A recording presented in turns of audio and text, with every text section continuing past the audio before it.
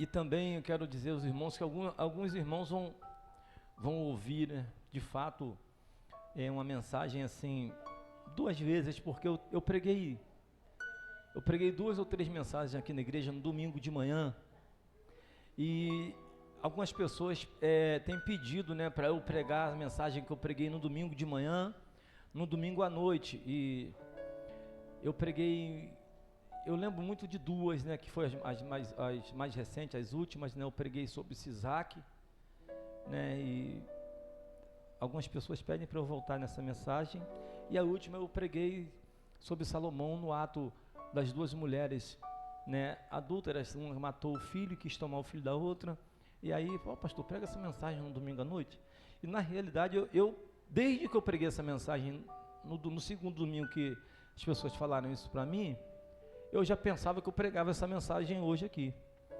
mas de quinta-feira para cá, Deus tem trabalhado no meu coração nesse texto, e eu sinceramente não queria, que eu acho que essa mensagem eu preguei ela à noite aqui, muito pouco tempo, essa não, né, mas nesse texto, só que agora com uma outra perspectiva.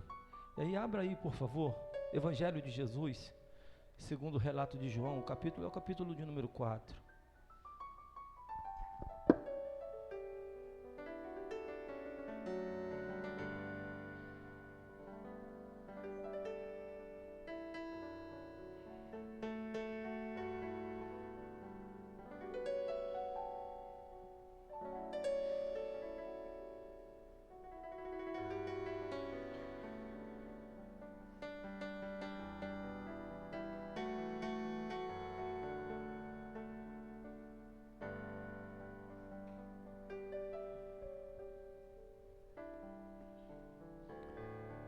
Amém? O texto vai falar da mulher samaritana. Acompanhe aí, mesmo assentados, mas com toda a reverência. Quando, pois, o Senhor veio a saber que os fariseus tinham ouvido dizer que ele, Jesus, fazia e batizava mais discípulos que João, se bem que Jesus mesmo não batizava, e sim os seus discípulos, ele deixou a Judéia, retirando-se outra vez para a Galiléia. E era necessário atravessar a província de Samaria. Chegou, pois, a uma cidade chamada Sicar, perto das terras que Jacó dera a seu filho José. Estava ali a fonte de Jacó. Cansado da viagem, assentaram-se Jesus junto à fonte. Por volta da hora sexta, nisto, veio uma mulher samaritana tirar água, e disse-lhes Jesus: dá-me de beber, pois seus discípulos tinham ido à cidade para comprar alimentos. Então lhe disse a mulher samaritana: como sendo tu judeu, pedes de beber a mim, que sou mulher samaritana? Porque os judeus não se dão com os samaritanos. Replicou-lhe Jesus: se conheceres o dom de Deus, e quem é que te pede, dá-me de beber, tu lhe pedirias, e eu lhe daria a água viva. Respondeu ela: Senhor, tu não tem com que tirar, e o poço é fundo. Onde, pois, tem a água viva? És tu, porventura, maior do que Jacó, o nosso pai, que nos deu o poço, do qual ele mesmo bebeu, e bem assim os seus filhos e o seu gado? Afirmou-lhe Jesus: quem beber dessa água tornará a ter sede. Aquele, porém, que beber da água que eu lhe der, nunca mais terá sede. Pelo contrário, a água que eu lhe der será nela uma fonte a jorrar para a vida eterna. Disse-lhe a mulher: Senhor, dá-me desta água, para que eu não mais tenha sede e nem precise vir buscá-la. Disse-lhe Jesus: vai e chama teu marido e vem cá. Ao que respondeu a mulher: não tenho marido. Replicou-lhe Jesus: bem dissestes, não tenho marido, porque 5 maridos já tivestes, e esse que agora tens não é teu marido. Isso dissestes bem. Senhor, disse a mulher, vejo que tu és profeta. Os nossos pais adoravam neste monte. Vós, entretanto, dizeis que em Jerusalém é o lugar onde se deve adorar. Disse-lhe Jesus: mulher, podes crer-me que a hora vem, quando nem neste monte, nem em Jerusalém adorareis o Pai? Vós adorais o que não conheceis, nós adoramos o que conhecemos, porque a salvação vem dos judeus. Mas vem a hora, e já chegou, em que os verdadeiros adoradores adorarão o Pai em espírito e em verdade, porque são estes que o Pai procura para os seus adoradores. Deus é espírito, e importa que os seus adoradores o adorem em espírito e em verdade. Eu sei, respondeu a mulher, há de vir o Messias chamado Cristo, e quando ele vier, nos anunciará todas as coisas. Disse-lhe Jesus: eu sou eu, o que falo contigo. Nesse ponto, chegaram os discípulos, se admiraram de que estivesse falando com uma mulher. Todavia, nenhum lhes disse: que perguntas? Ou por que falas com ela? Quando a mulher deixou o seu cântaro, foi à cidade e disse àqueles homens: vinde comigo e vede um homem que me disse tudo quanto tenho feito. Será este porventura o Cristo? Saíram, pois, à cidade e vieram ter com ele. Feche seus olhos, curve sua cabeça. Pai Santo, Deus bendito, acabamos de ler um relato na tua palavra de uma mulher confusa, de uma mulher cansada, de uma mulher sofrida, que aparentemente conhecia o Senhor, mas que não reconheceu-o quando esteve diante dos seus olhos. Então, Senhor, eu quero te pedir em nome de Jesus.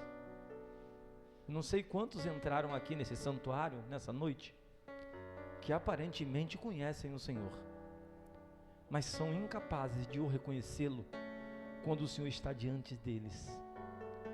Que todo desembaraço caia por terra, que todos os empecilhos sejam repreendidos em nome dele, e que ao manifestar essa palavra que agora lemos, que o teu Espírito Santo aplica no nosso coração, possamos, por amor, graça, bondade e misericórdia, ver, reconhecer e conhecer aquele que é o nosso Salvador, Jesus, o Cristo. Oramos assim, certos da nossa vitória, em nome dele. Amém. Esse texto é um texto emblemático, porque é um texto que trata ou que narra a história de uma mulher que nascera em uma região aonde é bastante interessante, por isso emblemático, ela era judia, só que da região de Samaria. E os samaritanos, por obra e graça de 2 reis após a morte de Salomão, no ano 940, melhor dizendo, eles dividiram as tribos, de maneira que após a divisão das tribos, começa a surgir esses embates, essas discórdias. Mas de fato,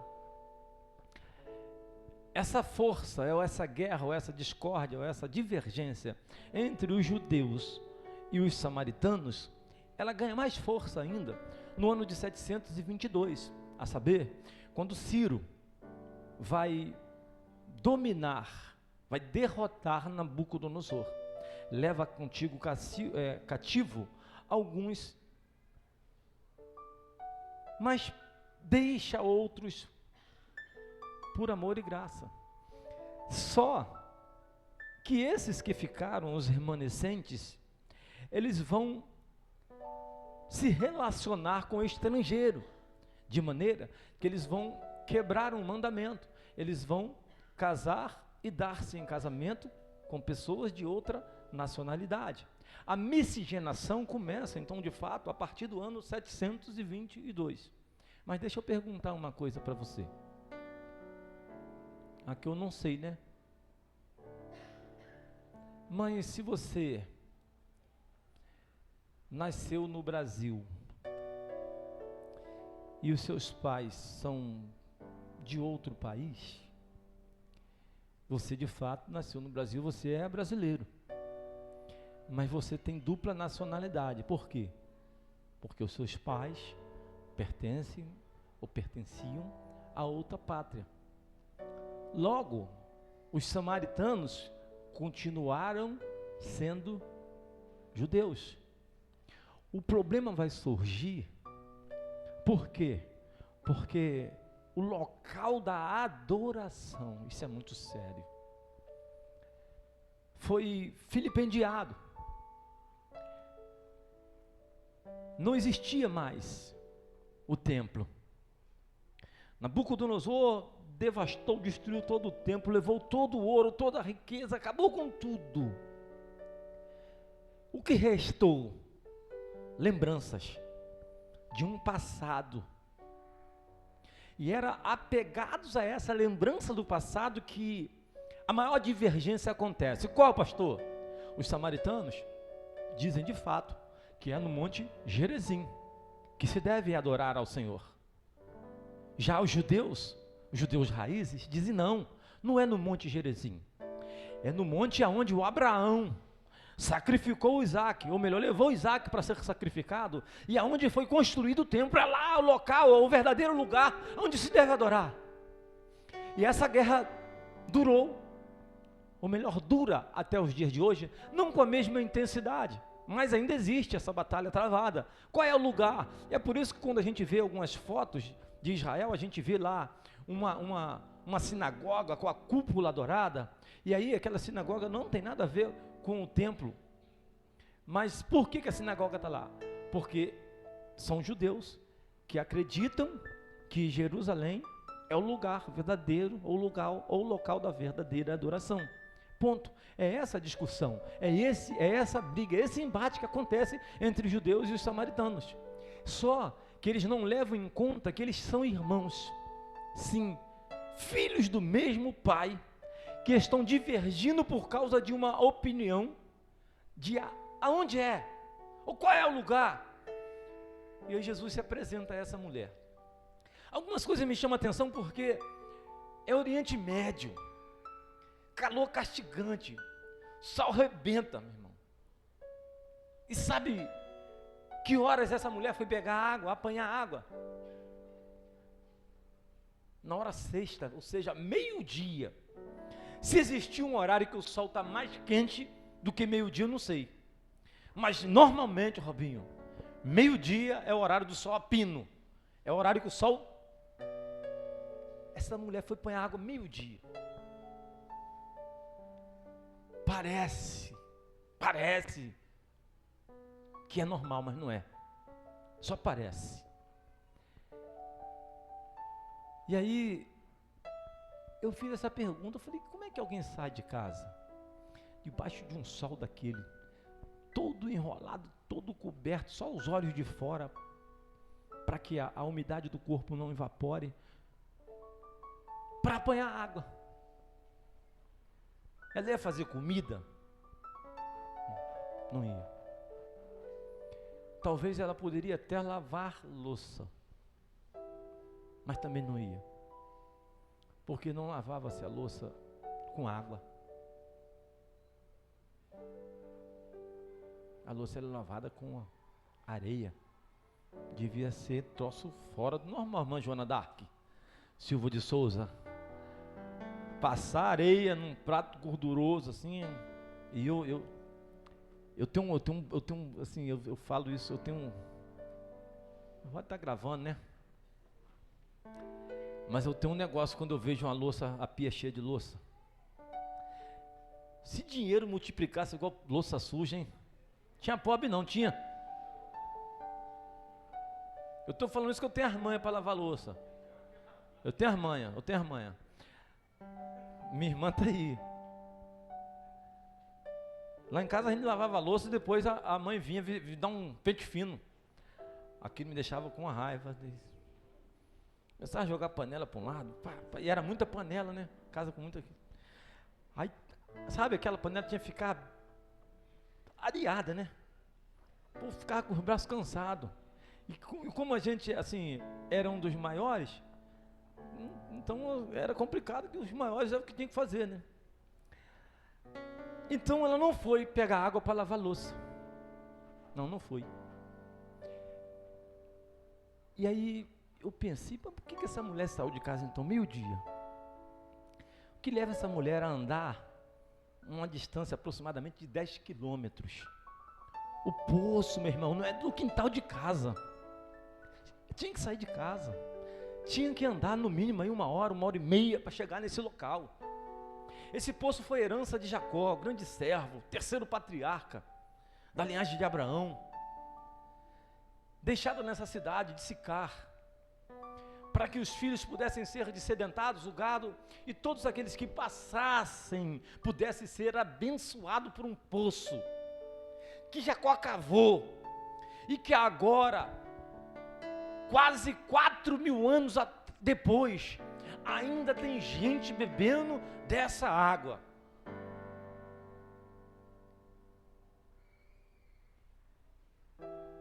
Eu não sei,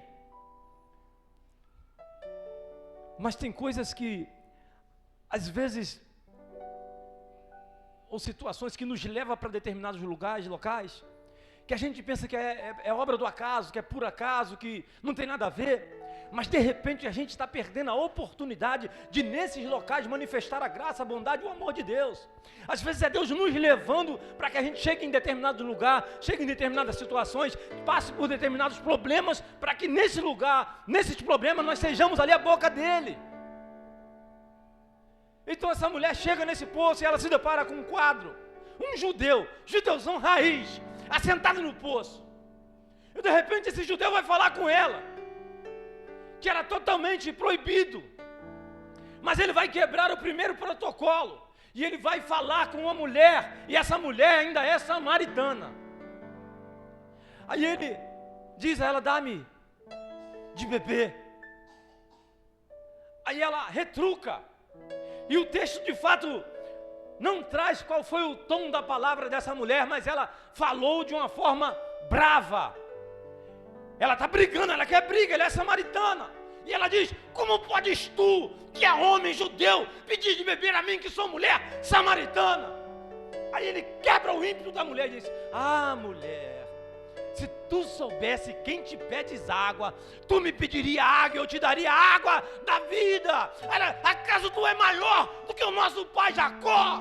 Ele diz, não, mas todos que bebem dessa água hoje, volta amanhã. Prova disso, você veio ontem, está hoje, vai voltar amanhã, vai voltar depois da manhã, mas a água que eu te der, tu nunca mais terás sede. Aí ela diz, Senhor, como é que você vai pegar essa água? O poço é fundo, você não tem uma corda, você não tem uma caçamba. Ele diz assim, você não sabe quem que deu o dom da vida. Ela diz assim, então me dá dessa água, porque eu quero, eu preciso, eu necessito. E aí eu entendi o que levou essa mulher no poço e o que levou Jesus a entrar em Samaria. Não era caminho. Ele poderia fazer a opção de passar ou não passar por Samaria. Ele poderia cortar caminho, mas ele já tinha marcado um encontro com ela, e ele já tinha decidido que naquele dia ele iria descedentá-la, naquele dia ele iria resolver o problema dela. Aí, de fato,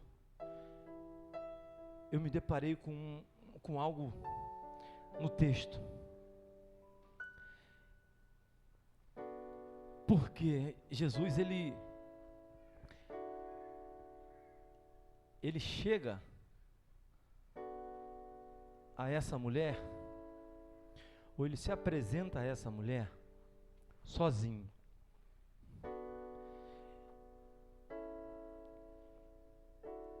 Ele desvia a sua rota, entra em Samaria, Sicar, se assenta no poço, manda os discípulos ir à cidade comprar comida. Por quê, pastor?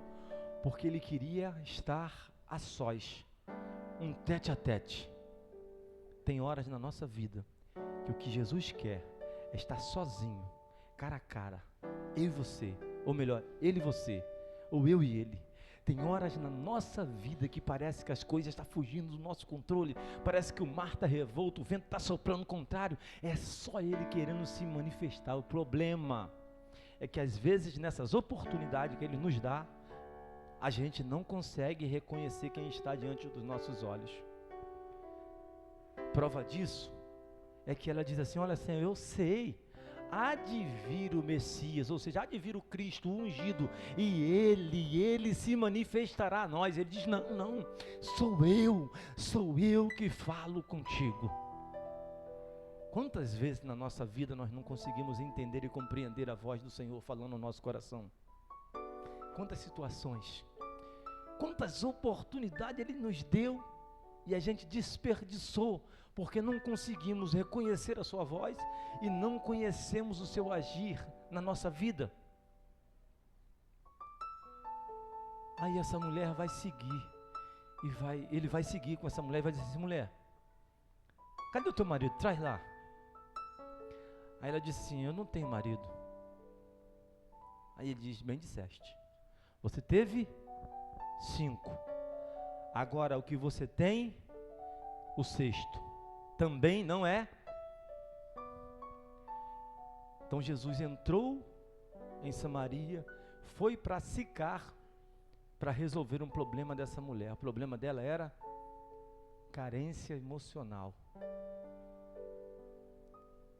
Todos os homens que passaram pela sua vida passaram tirando alguma coisa. Todos que passaram pela sua vida passaram se aproveitando dela. Agora ela está diante do 7º homem da sua vida. E esse não veio tirar. Esse veio dar. Esse não veio para pegar. Esse veio para entregar. Primeira observação que eu quero deixar nessa noite para nós. Eu não sei quantos relacionamentos você já passou, já perdeu, já enfrentou. Eu não sei quantos problemas você tem enfrentado. Eu não sei qual é o tamanho do seu problema. Eu não sei nada disso. Mas eu sei de uma coisa: hoje é o dia dele se apresentar diante dos seus olhos. E se você quiser, nunca mais você vai sofrer pelas mesmas coisas que tem sofrido até hoje. Nunca mais vai passar pelas mesmas coisas que passou até hoje. Hoje ele não veio tirar, ele veio para entregar. E se você quiser receber, é só você dizer assim: Senhor, dá-me dessa água, dá-me desse milagre, dá-me disso, dá-me daquilo, dá-me do que você precisa, porque tudo o que você precisa, Ele tem. Ele tem o que você precisa. Nós não precisamos buscar em outro lugar. É Ele. Ele tem. E Ele fez isso com essa mulher. Eu acho interessante que a gente, de uma forma muito rápida, lendo essa palavra, essa passagem, a gente não entende, a gente não compreende. Mas o que essa mulher está tendo ali, ou o que ele está tendo com essa mulher, é dizendo para ela assim: olha só, esses anos todinho, você já passou por 6 homens, tentando botar ou preencher um lugar, uma lacuna que só eu posso preencher. Sabe por que as pessoas morrem em overdose? Sabe por que as pessoas morrem como alcoólico? Sabe por que as pessoas morrem tomando medicamento? Sabe por que as pessoas estão morrendo? Tentando preencher o lugar que só Ele pode preencher. Tentando botar coisas, pessoas, objetos no local que só cabe Ele. Existe um lugar no nosso coração, existe um lugar na nossa vida, na nossa alma, que se Jesus não preencher, vai ficar um buraco, um vazio. E sabe o que vai acontecer? Isso vai fazer com que a gente viva uma miopia espiritual, onde a gente não vai conseguir ver, onde a gente não vai conseguir compreender. Lembra dos discípulos no caminho de Emaús? Andaram com Jesus, comeram com Jesus, viveram com Jesus, de repente estão chorando, estão indo em direção a Emaús, ele se apresenta àqueles homens, e os homens não conseguiram conhecer a sua voz. Talvez o corpo poderia estar glorificado, mas não conheceram a voz. É por isso que o Jó diz assim, olha, antes eu te conhecia só de ouvir, mas hoje os meus olhos te veem. Eu não sei se você ouviu desse Jesus a sua vida toda, mas eu queria te desafiar a vê-lo, porque quem vê se encontra de fato com o milagre. Quem vê se encontra de fato com algo que ele pode fazer na vida. A segunda coisa que essa mulher, que eu aprendo nesse texto, a primeira é essa, que essa mulher tinha uma carência espiritual. Essa mulher tinha uma dependência, ela era rejeitada pela sociedade. Ela era alguém que estava sendo explorada, estava sendo usada diariamente, desacreditada. E a segunda coisa é de que quando ela reconheceu Jesus, ele restaurou isso dela, porque ele diz assim, olha, vai para os seus, e ela agora volta para a cidade. Você vê que do poço para a cidade é longe, mas ela entra na cidade, ela anuncia, olha, eu encontrei um homem, está na beira do poço lá, e esse homem supriu a minha carência espiritual. E para vocês que eu não tinha crédito nenhum, que eu não valia nada, ele me fez vir aqui para anunciar que ele está no poço. Segunda coisa que ele fez com essa mulher, ele restaurou a credibilidade social.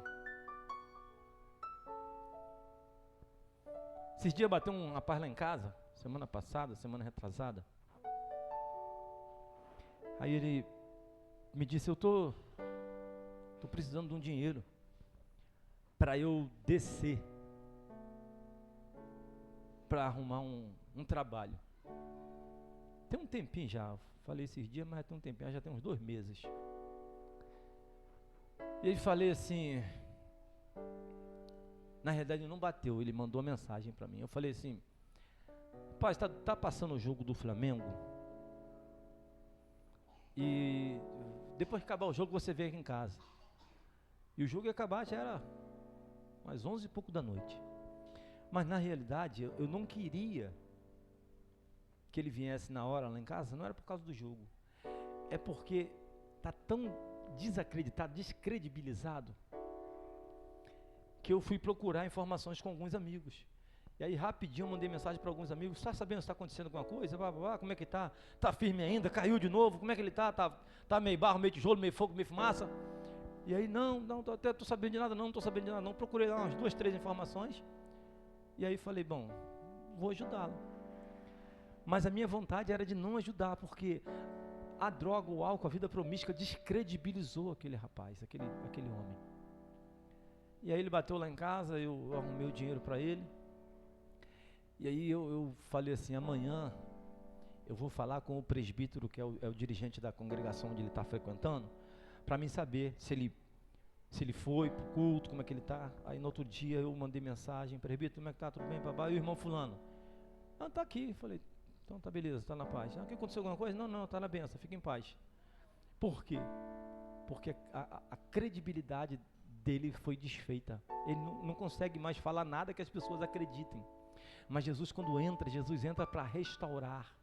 E ele restaura todas as áreas. Então a segunda área que ele restaurou nessa mulher, essa mulher ela era explorada, ela era uma escrava sexual, era alguém que não tinha credibilidade nenhuma.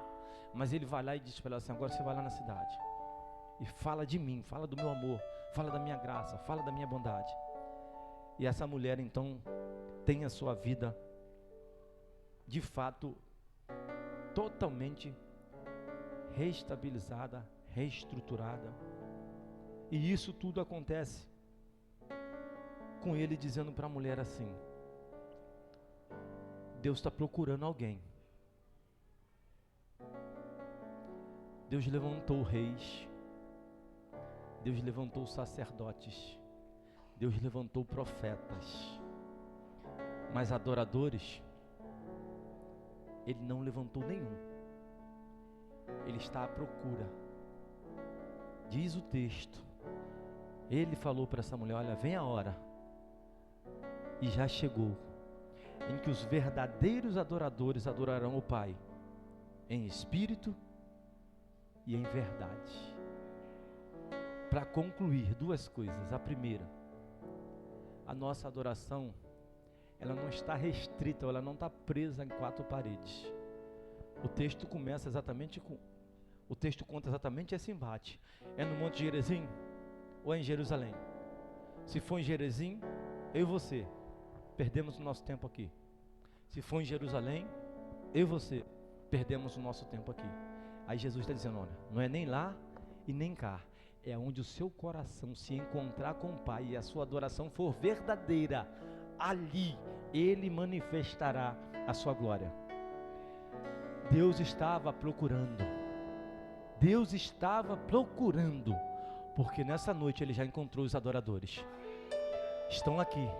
E Ele passou aqui nessa noite só para fazer isso, para encontrar com você e para dizer para você: eu vou sanar, eu vou resolver todos os problemas, eu vou restaurar todas as áreas. E quando nós conhecemos ou reconhecemos isso, nós damos um passo. E eu vou concluir. Essa mulher volta para a cidade. Quando ela fala com os homens saem correndo e vão lá ver, quer ver. Por que, pastor, essa mulher meio-dia estava no poço?